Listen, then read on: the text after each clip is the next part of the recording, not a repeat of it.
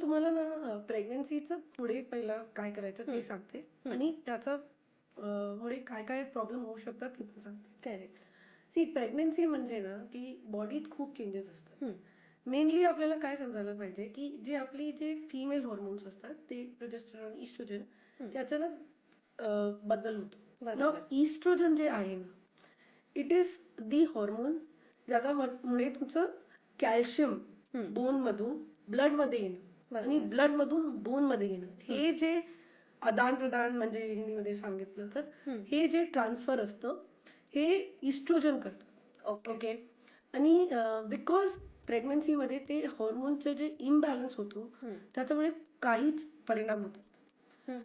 प्रेग्नन्सीमध्ये आणखीन एक खूप इम्पॉर्टंट प्रॉब्लेम हे असतं प्रेग्नन्सी ट्युमर और ग्रॅन्युलोमा हे होतो. जर समजा तुम्हाला स्मॉल कॅव्हिटीज आहे ओके आणि तुम्ही प्रेग्नेंट झाल्या पुढे तुम्ही ट्रीटमेंट कम्प्लीट केलेलं नाही आहे तो आपण काय होतो की प्रेग्नन्सीमध्ये खाल्लं झोपलं ओके तर त्याच्यामध्ये ते जे कीड आहे ना ते खूप आतमध्ये जाऊ शकतो आणि पसरतो आणि ते रूट कनाल मध्ये पण जाऊ शकतो. तर डेंटलचं काहीच प्रॉब्लेम तुम्हाला पहिल्याच ट्रीट करून घ्यायला पाहिजे.